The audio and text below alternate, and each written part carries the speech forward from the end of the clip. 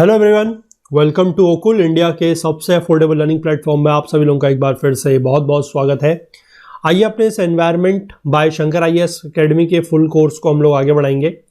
Chapter 9 को हम लोगों ने पिछले पार्ट में स्टार्ट किया है, जो बायोडाइवर्सिटी के ऊपर चैप्टर है, जिसमें हम लोगों ने देखा कि बायोडाइवर्सिटी का मतलब क्या होता है, ठीक है ना, और कितने टाइप की होती है, जैसे कि जेनेटिक है, स्पीशीज़ है, कम्युनिटी है, ये हमने समझी। और साथ ही साथ हमने समझा कि बायोडाइवर्सिटी को मेजर किस तरीके से करते हैं, जैसे कि स्पीशीज़ रिचनेस है, स्पीशीज़ इवननेस है, उसके बारे में हमने जाना। फिर हमने ये जाना कि बायोडाइवर्सिटी को नुकसान क्या क्या है, या बायोडाइवर्सिटी हमें क्या क्या सर्विसेज प्रोवाइड करती हैं, ये भी हमने बात की थी। और क्या क्या नुकसान है उनको, कि किस तरीके से उनको मैन मेड एक्टिविटीज़ या एंथ्रोपोजेनिक एक्टिविटीज़ की वजह से, या फिर आप कह सकते हैं कि नेचुरल एक्टिविटीज़ की वजह से जो नेचुरल कैलामिटीज़ वगैरह होती हैं, उससे भी बायोडाइवर्सिटी को लॉस होता है। तो आज हम लोग स्पेसिफिकली जो है चैप्टर को आगे बढ़ाएंगे और बात करेंगे बायोडाइवर्सिटी कंजर्वेशन के बारे में, ठीक है। और जिसमें स्पेसिफिकली हमारा जो ध्यान रहेगा वो IUCN की जो रेड डेटा बुक होती है, उस पर जो अलग अलग कैटेगरीज दी रहती हैं, उसके बारे में हम लोग स्पेसिफिकली आज बात करेंगे। तो आगे बढ़ने से पहले मैं आप सभी लोगों से एक बार फिर से रिक्वेस्ट करना चाहूँगा कि जो लोग इस कोर्स को, इस वीडियो सीरीज़ को फॉलो कर रहे हैं, जिनको ये पसंद आ रही है, वो ज़्यादा से ज़्यादा वीडियोस को लाइक करें, ज़्यादा से ज़्यादा शेयर करें अपने दोस्तों के साथ, कलीग्स के साथ, ताकि हमारे इन कोर्सेज का जो फ़ायदा है वो ज़्यादा से ज़्यादा लोगों तक पहुँच सके। और बाकी जो लोग चैनल पर नए हैं, जिन्होंने अभी तक हमारे चैनल पर सब्सक्राइब नहीं किया है, जिन्होंने हमारे जो वेबसाइट है उस पर खुद को एनरोल नहीं किया है, तो उन लोगों से भी मैं रिक्वेस्ट करूंगा कि नीचे डिस्क्रिप्शन बॉक्स में लिंक दिया हुआ है हमारी वेबसाइट पे, आप लोग जाइए, खुद को एनरोल कीजिए। वहाँ पर जितने भी सारे कोर्सेज हैं उनको थोड़ा सा एक्सप्लोर कीजिए। अगर आप लोगों को कंटेंट पसंद आता है तो आप लोग कोर्सेज में खुद को एनरोल भी कर सकते हैं। काफ़ी नॉमिनल कोर्स है, कोर्सेज की जो फीस वगैरह है काफ़ी नॉमिनल है, तो उसको आप लोग वहाँ पर जाके जो है वो परचेज कर सकते हैं, कोर्सेज में एनरोल कर सकते हैं, और सारे बेनिफिट्स आप लोगों को वहाँ पर मिल जाएंगे। और जिन लोगों ने हमारे चैनल को अभी तक सब्सक्राइब नहीं किया है, तो उन लोगों से भी मैं रिक्वेस्ट करूंगा कि चैनल में आप लोग जरूर सब्सक्राइब कर लीजिए, बेल आइकन प्रेस कर लीजिए, सो दैट कि जितने भी वीडियोस वगैरह हमारी तरफ से नए आते रहे, उनकी नोटिफिकेशंस वगैरह आप लोगों से मिस ना हो।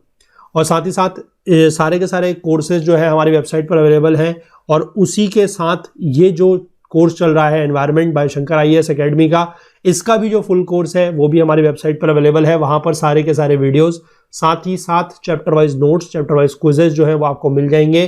तो उसके लिए भी आप लोगों को करना क्या है, नीचे डिस्क्रिप्शन में जो लिंक दिया हुआ है उसके थ्रू जाके आप लोग कोर्स को एनरोल कर सकते हैं, ठीक है। चलिए फिलहाल हम लोग जो है अपना डिस्कशन आज के लेक्चर में स्टार्ट करेंगे, जिसमें हम लोग बात करने वाले हैं बायोडाइवर्सिटी कंजर्वेशन को लेकर। तो चलिए देखते हैं आज के लेक्चर में क्या है।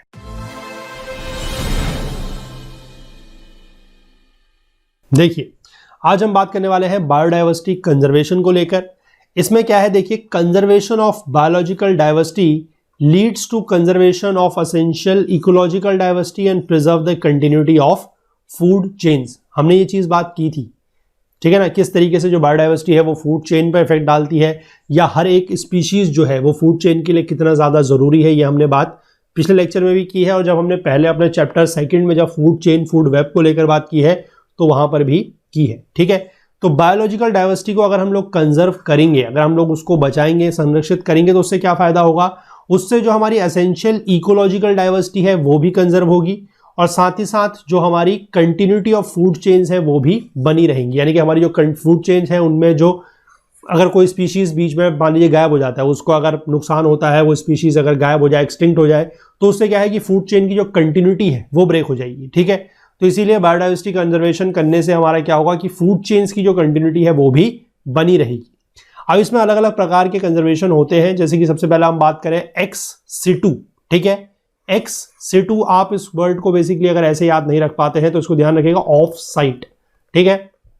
ऑफ साइट इसका मतलब क्या है कि conserving the biodiversity outside the areas where they naturally occur is known as ex situ conservation. यानी कि जहां पर कोई भी स्पीशीज पाई जाती है, हम उसको वहां पर कंजर्व नहीं करेंगे, हम उसको वहां से बाहर, यानी कि आउटसाइड दैट एरिया हम जब उसको कंजर्व करते हैं, तो that is known as ex situ conservation, या इसको ऑफ साइट कंजर्वेशन भी बोला जाता है, ठीक। अब जैसे कि क्या है, एनिमल्स आर रियर्ड और plants are cultivated like zoological park, यानी कि जो जूज वगैरह होते हैं वहां पर, जो बोटेनिकल गार्डन्स वगैरह होते हैं, they are similar to zoos only, लेकिन वो प्लांट्स के लिए होते हैं, ठीक। और इंट्रोडक्शन ऑफ एन एनिमल और plant into the habitat from where it has become extinct is another form of ex situ conservation. ये बहुत इंपॉर्टेंट लाइन है, ध्यान रखिएगा कि किसी ऐसे हैबिटेट में जहां पर मान लीजिए कोई स्पीशीज क्या हो चुकी है, एक्सटिंक्ट हो चुकी है, हम उसको कहीं दूसरी जगह में क्या कर रहे हैं, उसको रेयर कर रहे हैं, ठीक है, उसकी कैप्टिव ब्रीडिंग कर रहे हैं और वापस से उस जगह पे उस एनिमल को या प्लांट को हम लोग रीइंट्रोड्यूस अगर कर रहे हैं तो वो भी एक्स सिटू का ही एक फॉर्म है, ठीक है, एक्स सिटू कंजर्वेशन का ही वो भी एक फॉर्म रहेगा, ठीक है। एग्जाम्पल के तौर पर जो हमारी उत्तर प्रदेश, मध्य प्रदेश और राजस्थान की जो रिवर्स हैं वहां पर गैंजेटिक घड़ियाल जो है वो वहां पर क्या हो गए थे, एक्सटिंक्ट हो गए थे और वापस से उनको क्या किया गया है, वहां पर रीइंट्रोड्यूस किया गया है। तो this reintroduction of a species into a place where it has become extinct is also a form of ex situ conservation. Ex situ conservation is off site conservation, ठीक है। एग्जाम्पल के तौर पे यहां पर और भी दिया गया जैसे कि सीड बैंक्स हैं, बोटेनिकल, हॉर्टिकल्चर और रिक्रिएशनल गार्डन्स हैं। These are some of the important centres for ex situ conservation, ठीक है। जो दूसरा मोड होता है कंजर्वेशन का दैट इज इन सिटू। इन सिटू मतलब इन सिटू को आप समझ सकते हैं, इस नाम से भी जाना जाता है, that is on site conservation, ठीक है।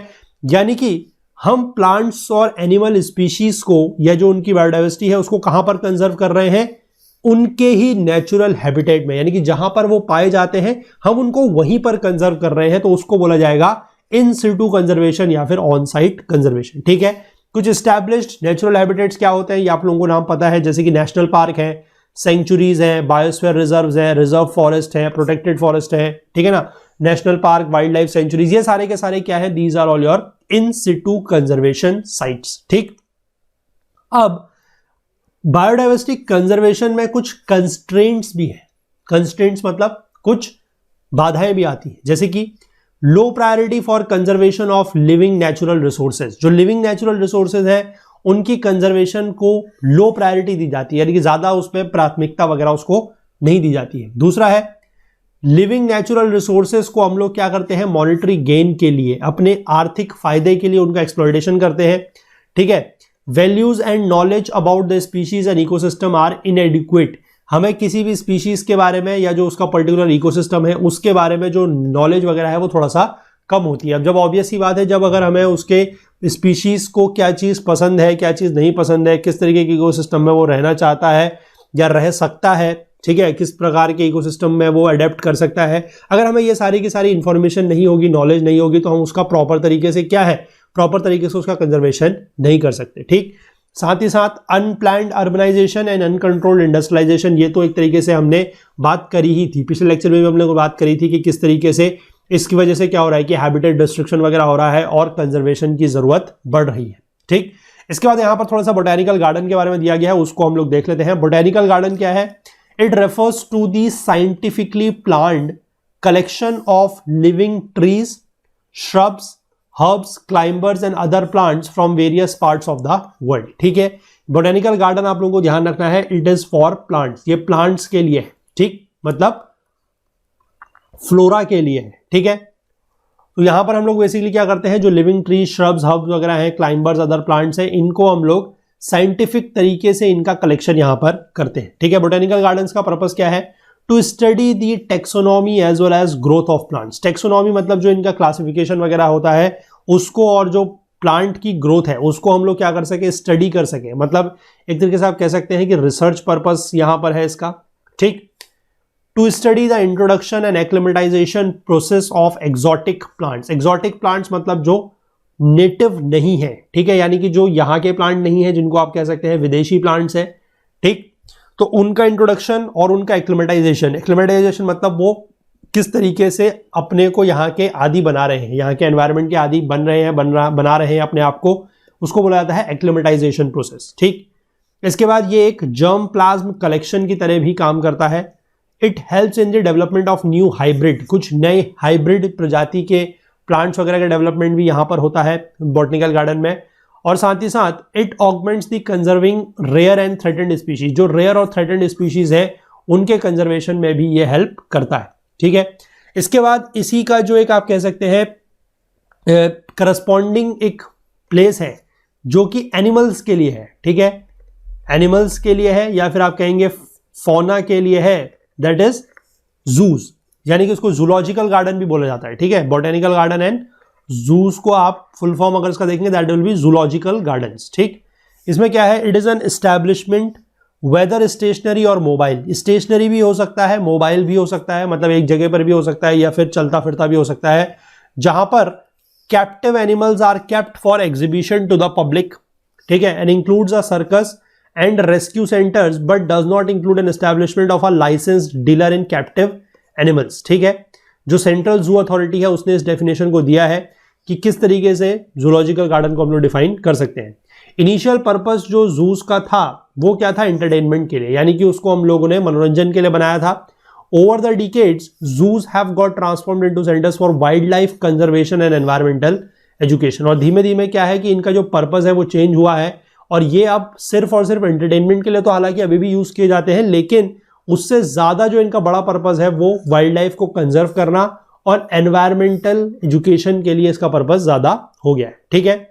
Apart from saving individual animals zoos have a role to play in species conservation too, ठीक है, कि इंडिविजुअल एनिमल्स को तो बचाना ही है, साथ ही साथ उनकी स्पीशीज को भी बचाना है, तो उसके लिए हम लोग क्या करते हैं, कैप्टिव ब्रीडिंग करता है। कैप्टिव ब्रीडिंग का मतलब है कि किसी एनिमल वगैरह को हम किसी एक जगह पर रख के वहां पर मतलब अपनी निगरानी वगैरह में उसकी ब्रीडिंग वगैरह करवा रहे हैं, ठीक है, उसको पाल रहे हैं, that is your captive breeding, ताकि उसको जो बाकी और किसी भी तरीके के इकोसिस्टम के जो भी मतलब नुकसान वगैरह हो रहा है, जो एंथ्रोपोजेनिक एक्टिविटीज हैं, अगर उसको हम जंगल में छोड़ के आते हैं तो नुकसान हो सकता है, तो वो सारे के सारे नुकसानों से उसको हम लोग क्या कर रहे हैं, प्रोटेक्ट कर रहे हैं, कंजर्व कर रहे हैं, ठीक। इसके बाद हम लोग बात करते हैं रेड डेटा बुक। ये रेड डेटा बुक जो है बहुत इंपॉर्टेंट है। इसके बारे में जो नई स्पीशीज वगैरह आती रहती हैं, आप लोगों ने न्यूज में भी देखा होगा, और आप लोग अभी भी इसको मतलब लगातार देखते रहते हैं कि बीच बीच में इस तरीके की कुछ स्पीशीज आती हैं कि यहाँ पर लिजर्ड की ये स्पीशीज पाई गई है, फ्रॉग की ये स्पीशीज पाई गई है, ठीक है। फिर वो IUCN की डेटा बुक के अकॉर्डिंग वल्नरेबल कैटेगरी में है, क्रिटिकली एंडेंजर्ड कैटेगरी में है, तो वो सारी चीजें क्या होती हैं वो आपको यहाँ पर पता लगेंगी, ठीक है। Species judged as threatened are listed by various agencies as well as by some private organisations, ठीक है। स्पीशीज चाहे वो प्लांट की है चाहे वो एनिमल की है, जो थ्रेटेंड है यानी कि जिनको जो नुकसान है, जिनको बेसिकली क्या है जो खतरे में है, ठीक है, उनको काफी सारी एजेंसीज हैं, कुछ प्राइवेट ऑर्गेनाइजेशंस भी हैं, उनके द्वारा लिस्ट किया जाता है। The most cited of these list is the red data book. अब यहां पर आप लोगों से एक स्टेटमेंट के फॉर्म में अगर क्वेश्चन पूछा जाए कि red data book is the exclusive list, ठीक है, is the exclusive list of the threatened species, तो क्या वो स्टेटमेंट सही होगा या गलत होगा, ठीक है। आप लोग मुझे नीचे कमेंट सेक्शन में बताइएगा। मैं स्टेटमेंट बोल रहा हूं कि red data book is the exclusive list, is the exclusive list of the threatened species, तो क्या ऐसा सही है, नहीं है, नीचे मुझे बताइएगा, ठीक है। यहां पर क्या लिखा है, it is a loose leaf volume of information on the status of many kinds of species, ठीक है, काफी सारे प्रकार के जो स्पीशीज हैं उनके ऊपर ये इंफॉर्मेशन प्रोवाइड करता है। This volume is continually updated, इस वॉल्यूम को जो है बार बार अपडेट किया जाता है, and is issued by the international union for conservation of nature. ये आपने IUCN जो है नाम सुना होगा, जो कि बेसिकली मोर्ग्स इन स्विट्जरलैंड में लोकेटेड है, ठीक है।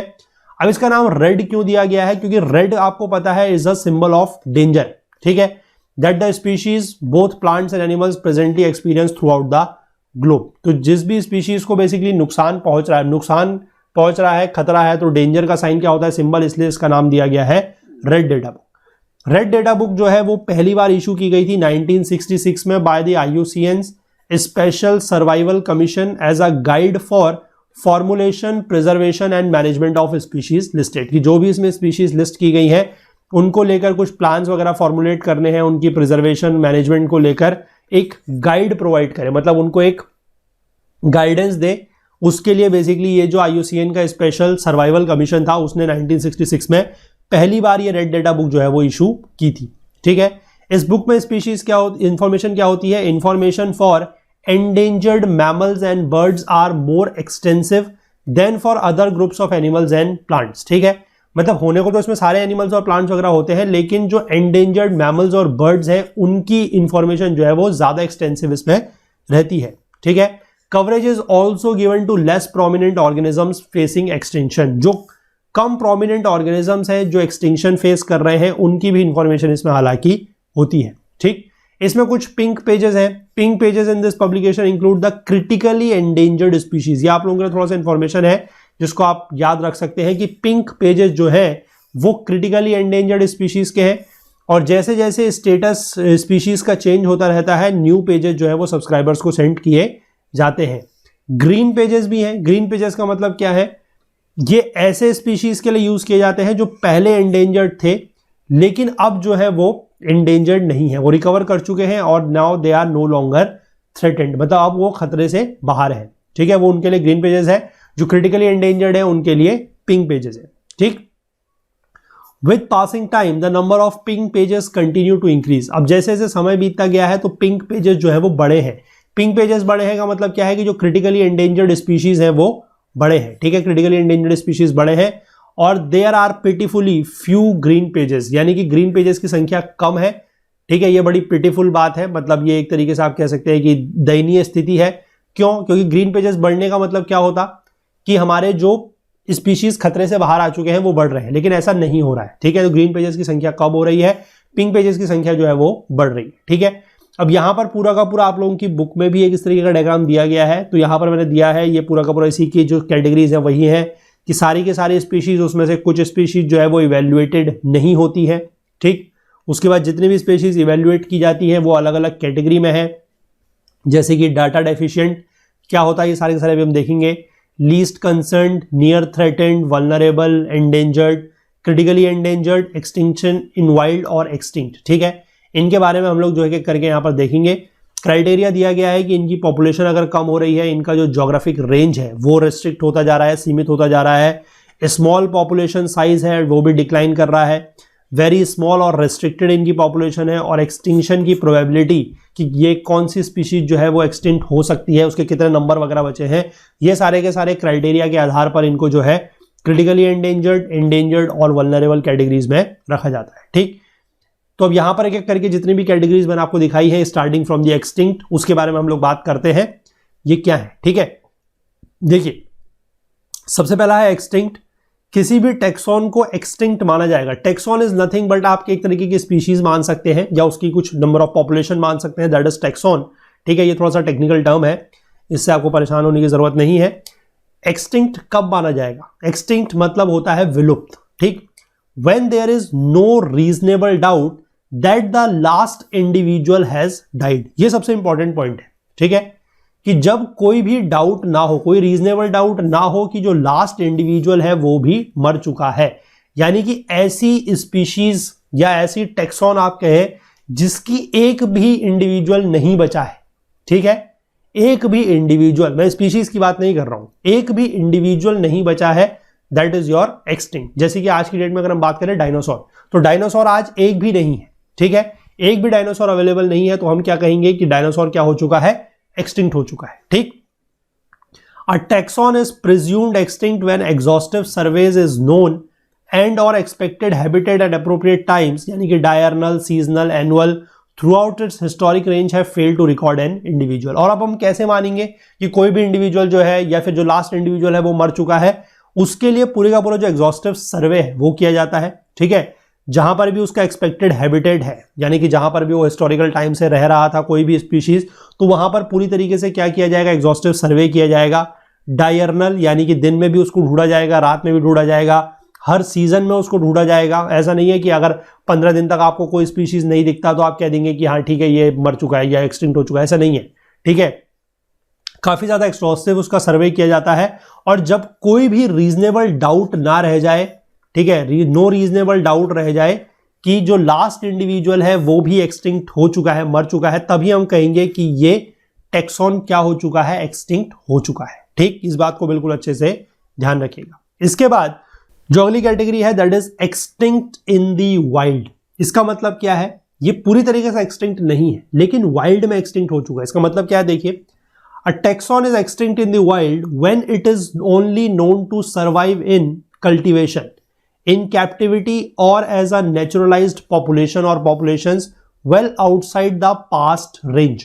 ठीक, यानी कि मान लीजिए किसी भी एनिमल को अगर खतरा था तो हमने क्या करा? उसको वाइल्ड में छोड़े के, मतलब वाइल्ड में नहीं छोड़ा है, हम उसको किसी जू वगैरह में ले आए और उस जू में हम उसको कैप्टिव ब्रीडिंग वगैरह उसकी करा रहे हैं। ठीक है, तो यानी कि जहां पर हम उसकी कैप्टिव ब्रीडिंग करा रहे हैं, ठीक है, वहां पर तो वो एनिमल है, लेकिन उसके बाहर वो एनिमल नहीं पाया जाता, तो हम क्या कहेंगे कि वो एक्सटिंक्ट इन वाइल्ड हो चुका है, ठीक है।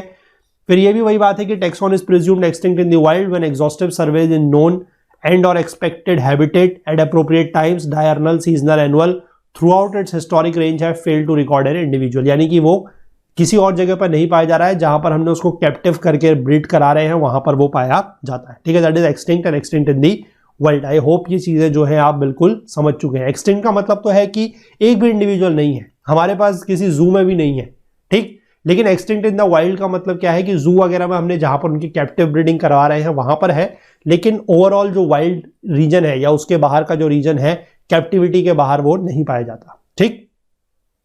अगला है क्रिटिकली एंडेंजर्ड। अब किसी भी टैक्सॉन को क्रिटिकली एंडेंजर्ड कब माना जाएगा? When the best available evidence indicates that it meets any of the criteria for critically endangered, ठीक है। यानी कि जब क्या होगा कि बेस्ट अवेलेबल एविडेंस भी ये इंडिकेट करे कि वो क्रिटिकली एंडेंजर्ड का कोई क्राइटेरिया फुलफिल करता है, तब हम कहेंगे कि ये टैक्सॉन क्या है, क्रिटिकली एंडेंजर्ड है। क्राइटेरिया क्या है? उसकी पॉपुलेशन जो है रिड्यूस हो रही है, पिछले 10 सालों में उसकी पॉपुलेशन 90% से ज्यादा रिड्यूस हो चुकी है। यानी कि 10 साल पहले अगर वो 100 हुआ करते थे तो आज की डेट में वो सिर्फ 10 या उससे भी कम अगर रह गए हैं, तो हम क्या कहेंगे कि 90% पॉपुलेशन क्या हो गई है, रिड्यूस हो गई है, ठीक है। तो ये क्रिटिकली एंडेंजर्ड का क्राइटेरिया है। अगला है पॉपुलेशन साइज जो है इनका number less than 50 mature individuals, ठीक है। जो इनका नंबर ऑफ साइज है, सॉरी, जो पॉपुलेशन का साइज है वो 50 से कम, यानी कि इंडिविजुअल्स 50 से कम इंडिविजुअल्स अगर रह गए हैं तो भी हम क्रिटिकली एंडेंजर्ड बोल सकते हैं, ठीक है। या फिर quantitative analysis showing the probability of extinction in wild in at least 50% in their last 10 years, ठीक है। 10 सालों में हमने इसको देखा हो कि जो इसकी एक्सटिंक्शन इन वाइल्ड की जो प्रोबेबिलिटी है वो 50% से या उससे ज्यादा हो, एटलीस्ट 50%, ठीक। It is therefore considered to be facing an extremely high risk of extinction in the wild. अब इसको अगर हम यहां पर बात करें तो ये एक्सटिंक्शन इन द वाइल्ड की प्रोबेबिलिटी इसकी काफी ज्यादा है और इसका रिस्क काफी ज्यादा है कि ये वाइल्ड में एक्सटिंक्ट हो जाए। अभी हुआ नहीं है लेकिन हो सकता है, क्योंकि वहां पर भी इसकी प्रोबेबिलिटी क्या है, वो काफी ज्यादा है, 50% या उससे ज्यादा है। तो अगर ये तीनों क्राइटेरिया में से कोई भी क्राइटेरिया या कोई भी टैक्सॉन फुलफिल करता है तो हम उसको क्या बोलेंगे, that is in the critically endangered condition. अब जब भी आप अगर न्यूज वगैरह में किसी भी और स्पीशीज के बारे में पढ़े जाने तो वहां पर ये कैटेगरी जब दी जाती है कि क्रिटिकली एंडेंजर्ड है या वल्नरेबल है, तो आप लोगों को पता होना चाहिए कि उसके क्या क्या क्राइटेरियाज है, ठीक। इसके बाद अगर एंडेंजर्ड की बात करते हैं, a taxon is endangered when the best possible evidence indicate that it meets any of the criteria for endangered. जब कोई भी क्राइटेरिया जो है वो फुलफिल करे एंडेंजर्ड का तो उसको एंडेंजर्ड मान लिया जाएगा। क्राइटेरिया क्या क्या है? पॉपुलेशन साइज रिड्यूस हो रही है, वहां पर क्या था क्रिटिकली एंडेंजर्ड में, ये था कि पिछले 10 सालों में पॉपुलेशन जो है वो 90% है, लेकिन यहां पर है 70%। अगर 70% से ज्यादा पॉपुलेशन रिड्यूस हो गई है पिछले 10 सालों में तो हम उसको कहेंगे एंडेंजर्ड, ठीक है। और 90 से ज्यादा अगर रिड्यूस हो गई है, 90% से ज्यादा, तो उसको बोलेंगे क्रिटिकली एंडेंजर्ड, ठीक। पॉपुलेशन का जो साइज है वो 250 मैच्योर इंडिविजुअल से कम रह गया है, ठीक है। यहां पर था 50 कि 50 से कम अगर रह गया है तो दैट इज क्रिटिकली एंडेंजर्ड, ठीक है, 50। लेकिन यहां पर हम बात कर रहे हैं 250 से कम अगर है तो हम उसको बोलेंगे एंडेंजर्ड, ठीक है। इसके बाद एक्सटिंक्शन इन दी वाइल्ड की जो प्रोबेबिलिटी है वो कम से कम 20% है पिछले 20 सालों में, ठीक है। वहां पर था पिछले 10 सालों में 50%, यहां पर है पिछले 20 सालों में 20%। तो अगर ये ऐसा होता है तो भी क्या होगा, ये माना जाएगा कि ये एंडेंजर्ड है, ठीक है। It is therefore considered to be facing a very high risk of extinction in the wild. तो वाइल्ड में ये एक्सटिंक्ट हो सकता है, तो इसलिए इनको एंडेंजर्ड कैटेगरी में डाला गया है, ठीक। इसके बाद जो अगला है दैट इज वल्नरेबल। किसी भी टैक्सॉन को वल्नरेबल माना जाएगा when the best available evidence indicate that it meets any of the criteria of vulnerable. तो वल्नरेबल की अगर क्राइटेरिया को फुलफिल करे तो उसको वल्नरेबल माना जाएगा, ठीक है। वो क्या है? पॉपुलेशन रिड्यूस हो रही है 50% से ज्यादा इन द लास्ट 10 ईयर्स। पिछले 10 सालों में जो पॉपुलेशन है वो 50% से ज्यादा रिड्यूस हुई है तो वल्नरेबल होगा। 70% से ज्यादा हुई है तो एंडेंजर्ड होगा। 90% से ज्यादा रिड्यूस हुई है तो वो हो जाएगा क्रिटिकली एंडेंजर्ड, ठीक है। पॉपुलेशन का साइज जो है वो भी कम हो रहा है। अगर 10,000 से कम इंडिविजुअल बचे हैं तो हम क्या कहेंगे, वल्नरेबल। 250 से कम बचे हैं तो क्या कहेंगे, एंडेंजर्ड। और 50 से कम बचे हैं मैच्योर इंडिविजुअल्स तो क्या बोलेंगे, क्रिटिकली एंडेंजर्ड, ठीक है। प्रोबेबिलिटी ऑफ एक्सटिंक्शन जो है इन वाइल्ड वो कितनी है, विद इन 100 ईयर्स, पिछले 100 सालों में कितनी रही है, एटलीस्ट 10, ठीक है। यानी कि 10% with in 100 years is vulnerable, 20% with in 20 years is endangered और 50% with in 10 years is critically endangered. ठीक है, तो इससे भी क्या है कि एक्सटिंक्शन इन द वाइल्ड में होने का खतरा इसका रहेगा। इसके बाद अगला है नियर थ्रेटेड। अब नियर थ्रेटेड का मतलब क्या है, देखिए किसी भी टैक्सोन को नियर थ्रेटेड माना जाएगा when it has been evaluated against the criteria but does not qualify for critically endangered or vulnerable but is close to qualifying for and is likely to qualify for a threatened category in the near future। ठीक है, तो threatened की category 3 ही है, कौन कौन सी, vulnerable, critically endangered और endangered। उससे पहले ऊपर वाली दो तो extinct है, extinct और extinct in wild। उसके बाद threatened की जो conditions है वो 3 है, मतलब 3 कैटेगरीज है, vulnerable, endangered और critically endangered। तो क्या है, किसी भी टैक्सोन को हम नियर थ्रेटेंड कब मानेंगे, नियर थ्रेटेंड तब मानेंगे जब हमने उसको क्रिटिकली एंडेंजर्ड और वल्नरेबल की जो क्राइटेरियाज हैं उसके अगेंस्ट हमने उसको इवेल्युएट करा, लेकिन वो इन तीनों में से किसी भी क्राइटेरिया में फुलफिल नहीं होता है। लेकिन अगर उस पर ध्यान नहीं दिया गया तो आने वाले समय पर हो सकता है कि वो फिर से थ्रेटेंड हो जाए। मतलब बहुत ज्यादा आप कह सकते हैं कि रिलैक्स्ड कैटेगरी नहीं है।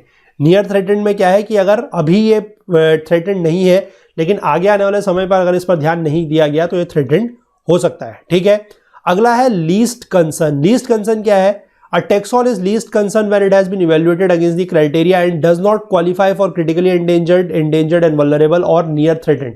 यानी कि अभी ये कुछ भी नहीं है। ठीक है, क्रिटिकली एंडेंजर्ड वल्नरेबल जो थ्रेटेंड है वो भी नहीं है, नियर थ्रेटेंड भी नहीं है।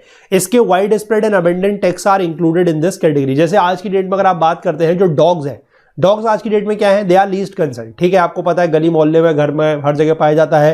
रैट्स है वो क्या है, कैट है वो क्या है। ठीक है, आपको पता है मॉस्किटो है वो क्या है। ये सारे के सारे क्या है, these all are your least concern category. ठीक है, इनके बारे में आपको पता है कि इनकी प्रजाति जो है, इनके जो इंडिविजुअल्स की संख्या है वो बहुत ज्यादा है, तो इनको कोई भी खतरा है सच नहीं है। ठीक है, डेटा डेफिशिएंट। अब कुछ एक कैटेगरी ऐसी होती है जैसे डेटा डेफिशिएंट। डेटा डेफिशिएंट का मतलब क्या है, देखिए a taxon is data deficient when there is inadequate information to make a direct or indirect assessment of its risk of extinction based on its distribution और population status। यानी कि इसके बारे में हमारे पास डेटा ही प्रॉपर नहीं है, मतलब पूरा डेटा हमारे पास नहीं है कि हम इसका जो है एक्सटिंक्शन का खतरा वगैरह क्या है उसका डायरेक्ट या इनडायरेक्ट असेसमेंट किसी भी तरीके से कर सके, हमारे पास डेटा ही नहीं है। ठीक है, a taxon in this category may be well studied and it's biologically well known but appropriate data on abundance or the distribution are lacking। ठीक है, यानी कि उसकी जो उसके ऊपर पूरा का पूरा हमने स्टडी प्रॉपर की हो सकती है, उसकी बायोलॉजी के ऊपर प्रॉपरली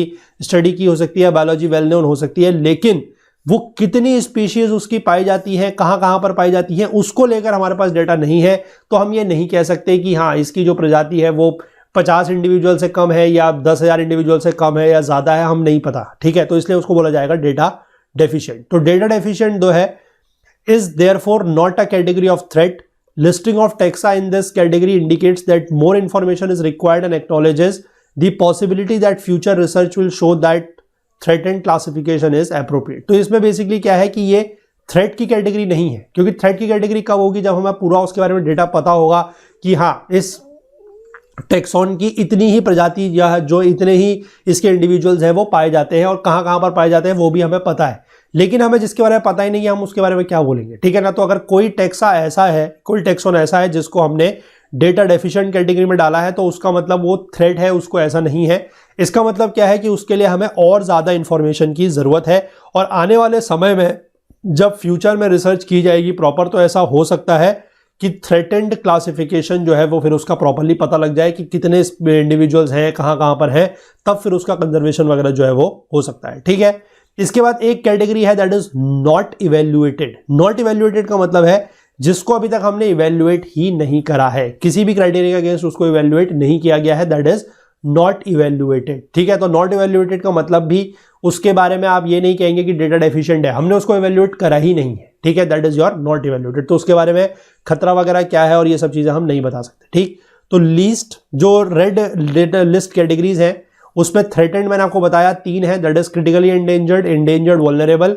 इसके बाद है नियर थ्रेटेंड और ये है लीस्ट कंसर्न। 2 एक्सटिंक्ट है, एक है एक्सटिंक्ट और दूसरा है एक्सटिंक्ट इन वाइल्ड। तो ये सारा का सारा जो है यहाँ पर आपको एक मैं कहूँगा समरी के फॉर्म में दिया गया है। अगर आप इस चार्ट को, इस जो भी ये डायग्राम है इसको याद रखते हैं तो ये चीज़ें आपको जो है बहुत अच्छे से और जल्दी से आपको रिविजन में भी ये हेल्पफुल रहेंगी। ठीक है, तो आई होप कि आप ये सारे के सारे जो क्राइटेरियाज वगैरह थे वो समझ गए होंगे और आने वाले समय में कभी भी आप न्यूज़पेपर वगैरह में, करंट अफेयर्स वगैरह में, न्यूज़पेपर वगैरह में अगर आप इनके बारे में पढ़ते हैं तो आपको ये चीज़ें जो है बहुत अच्छे से समझ में भी आएंगी और याद भी रहनी चाहिए कि एंडेंजर्ड का मतलब अच्छा इनकी स्पीशीज इतनी है, वल्नरेबल का मतलब इनकी स्पीशीज इतनी है, तो ये चीज़ें जो है आप समझ सकते हैं। ठीक है, चलिए, तो ये जो चैप्टर है इसी के साथ यहाँ पर कंप्लीट होता है। अगले लेक्चर में हम लोग जो है अपने अगले चैप्टर के साथ इस कोर्स को आगे कंटिन्यू करेंगे। ठीक है, चलिए, तो कंटेंट रिलेटेड अगर आपको कोई भी डाउट होता है तो आप हमारा टेलीग्राम का जो ग्रुप है दैट इज ओकुल जीएस यूपीएससी डिस्कशन फोरम, इसको ज्वाइन कर सकते हैं। इसका लिंक आपको नीचे डिस्क्रिप्शन बॉक्स में मिल जाएगा या फिर आप इसको टेलीग्राम में सर्च करके भी ज्वाइन कर सकते हैं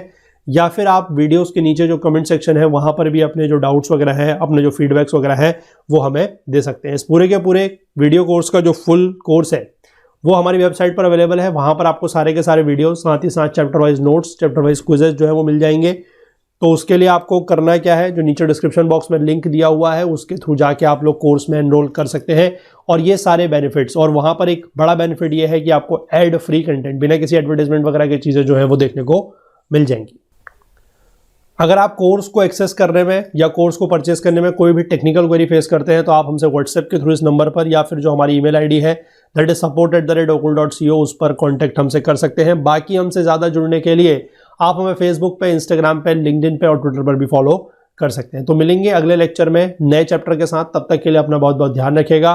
please do take care of your self. Thank you, have a nice day, bye bye, Jai Hind.